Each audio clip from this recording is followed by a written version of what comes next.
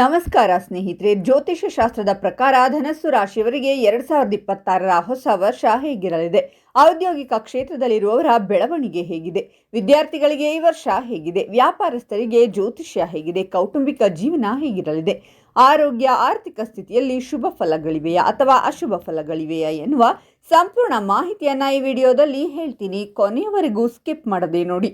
ಅದಕ್ಕೂ ಮುನ್ನ ಧನಸ್ಸು ರಾಶಿಯವರ ಬಗ್ಗೆ ಇನ್ನೂ ಹೆಚ್ಚಿನ ಮಾಹಿತಿಗಾಗಿ ವಿಡಿಯೋಗೆ ಲೈಕ್ ಮಾಡಿ. ಹಾಗೆ ನೀವಿನ್ನು ನಮ್ಮ ಜ್ಯೋತಿಷ್ಯ ದರ್ಶನ ಚಾನಲ್ಗೆ ಸಬ್ಸ್ಕ್ರೈಬ್ ಆಗಿಲ್ಲ ಅಂದರೆ ಈಗಲೇ ಸಬ್ಸ್ಕ್ರೈಬ್ ಮಾಡಿ. ಹಾಗೆ ಪಕ್ಕದಲ್ಲಿ ಬರೋ ಬೆಲ್ ಐಕಾನನ್ನು ಕ್ಲಿಕ್ ಮಾಡಿ. ನಿಮ್ಮ ಸಮಸ್ಯೆಗಳಾದಂತಹ ಸತಿಪತಿ ಕಲಹ, ಪ್ರೀತಿಯಲ್ಲಿ ಮೋಸ, ಭೂಮಿ ವಿಚಾರ, ಕೋರ್ಟ್ ಕೇಸ್, ವ್ಯಾಪಾರ, ಹಣಕಾಸಿನ ತೊಂದರೆ, ಸಾಲಬಾಧೆ, ಸ್ತ್ರೀಯರು, ಗುಪ್ತ ಸಮಸ್ಯೆ, ಹೀಗೆ ಹಲವಾರು ಸಮಸ್ಯೆಗಳಿಗೆ ಶಾಶ್ವತ ಪರಿಹಾರ ಮಾಡಿಕೊಡುತ್ತಾರೆ. ಡಿಸ್ಪ್ಲೇ ಮೇಲೆ ಕಾಣುವ ಗುರುಜಿ ನಂಬರ್ಗೆ ಒಮ್ಮೆ ಕರೆ ಮಾಡಿ.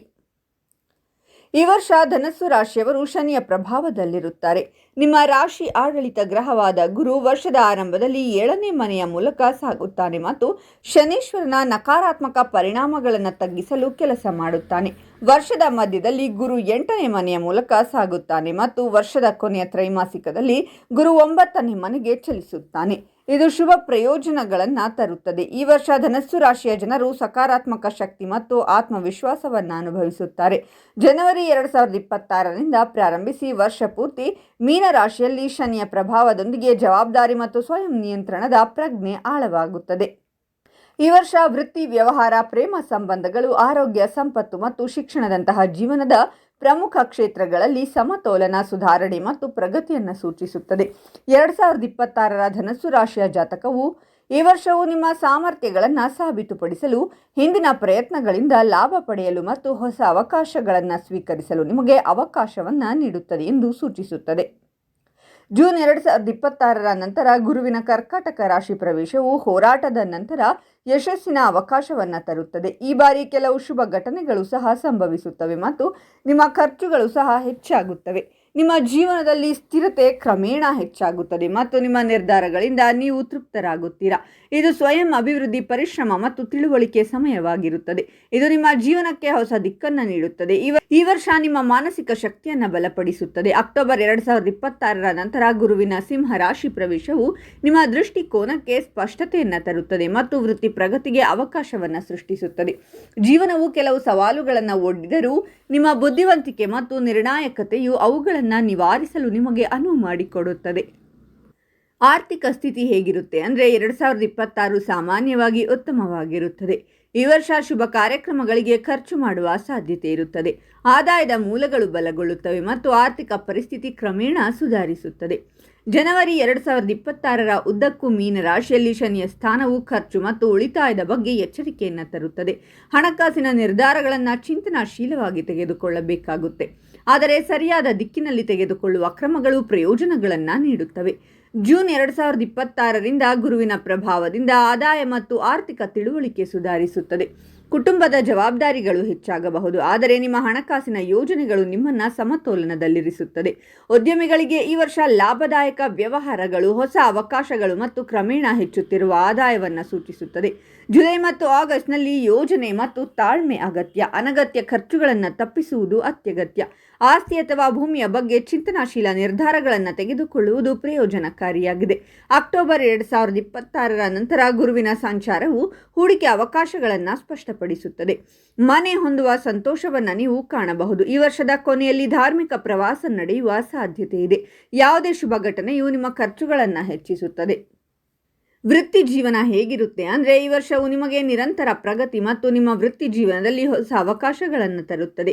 ನಿಮ್ಮ ಕಠಿಣ ಪರಿಶ್ರಮ ಮತ್ತು ಪ್ರಾಮಾಣಿಕತೆ ಈ ವರ್ಷ ನಿಮಗೆ ಹೊಸ ಮನ್ನಣೆಯನ್ನು ತರುತ್ತದೆ. ಜನವರಿ 2026ರಿಂದ ಮೀನ ರಾಶಿಯಲ್ಲಿ ಶನಿಯ ಪ್ರಭಾವದಡಿಯಲ್ಲಿ ನೀವು ಹೆಚ್ಚುತ್ತಿರುವ ಜವಾಬ್ದಾರಿಗಳನ್ನು ಅನುಭವಿಸುವಿರಿ.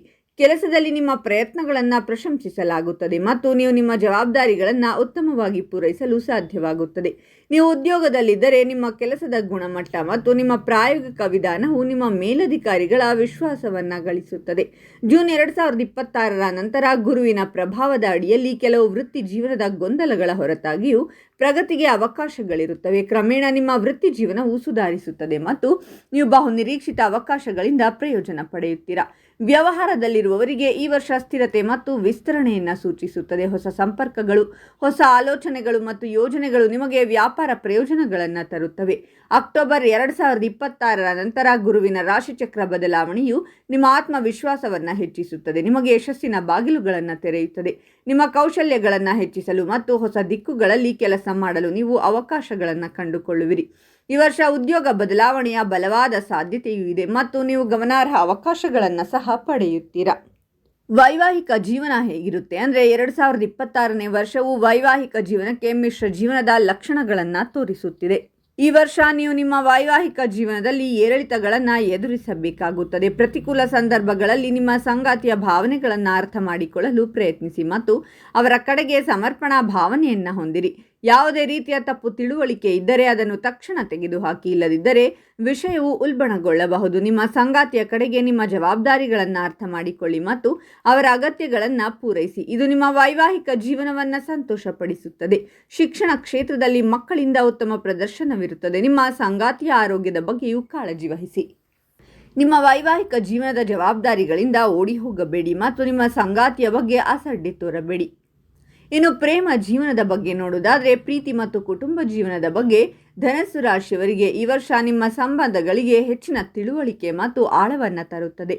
ನೀವು ಸಂಬಂಧದಲ್ಲಿದ್ದರೆ ನಿಮ್ಮ ಸಂಗಾತಿಯೊಂದಿಗೆ ಹೊಂದಾಣಿಕೆಯ ಭಾವನೆಯನ್ನು ನೀವು ಅನುಭವಿಸುವಿರಿ.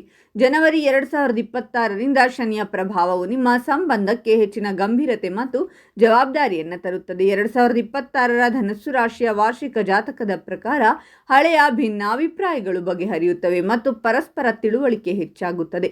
ಪರಸ್ಪರರ ಭಾವನೆಗಳನ್ನು ಗೌರವಿಸುವುದು ನಿಮ್ಮ ಸಂಬಂಧವನ್ನು ಬಲಪಡಿಸುತ್ತದೆ. ಜೂನ್ 2026ರ ನಂತರ ಗುರುವಿನ ಪ್ರಭಾವವು ಭಾವನಾತ್ಮಕ ಸಂಪರ್ಕವನ್ನು ಗಾಢಗೊಳಿಸುತ್ತದೆ. ಈ ವರ್ಷ ಅವಿವಾಹಿತ ವ್ಯಕ್ತಿಗಳಿಗೆ ವಿವಾಹದ ಸಾಧ್ಯತೆಯನ್ನು ತರುತ್ತದೆ. ಅಕ್ಟೋಬರ್ 2026ರ ಸುಮಾರಿಗೆ ಆತ್ಮವಿಶ್ವಾಸ ಮತ್ತು ಅಭಿವ್ಯಕ್ತಿಯ ಸ್ಪಷ್ಟತೆಯು ಜೀವನದಲ್ಲಿ ಸಾಮರಸ್ಯ ಮತ್ತು ಸಹಕಾರವನ್ನು ಹೆಚ್ಚಿಸುತ್ತದೆ. ಧನಸ್ಸು ರಾಶಿಯವರಿಗೆ ವರ್ಷದ ಕೊನೆಯಲ್ಲಿ ಕೆಲವು ಒಳ್ಳೆಯ ಸುದ್ದಿಗಳು ಬರಬಹುದು. ಇನ್ನು 2026ರಲ್ಲಿ ಆರೋಗ್ಯ ಸ್ಥಿತಿ ಹೇಗಿರುತ್ತೆ ಅಂದರೆ, ಧನಸ್ಸು ರಾಶಿಯವರಿಗೆ ಈ ವರ್ಷ ಆರೋಗ್ಯದ ವಿಷಯದಲ್ಲಿ ಮಿಶ್ರ ಫಲ ನೀಡಲಿದೆ. ವರ್ಷದ ಆರಂಭದಲ್ಲಿ ಕೆಲವು ಆರೋಗ್ಯ ಸಮಸ್ಯೆಗಳು ಉದ್ಭವಿಸಬಹುದು, ಆದರೆ ನಿಯಮಿತ ದಿನಚರಿಯನ್ನು ಅಳವಡಿಸಿಕೊಳ್ಳುವುದು ಪ್ರಯೋಜನಕಾರಿಯಾಗಿದೆ.